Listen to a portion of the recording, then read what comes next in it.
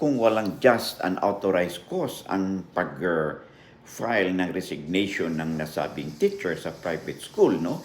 At dahil mayroon kayong contract na 3 years yung period of employment niya, maaari siyang makasuhan for breach of contract for damages. Okay?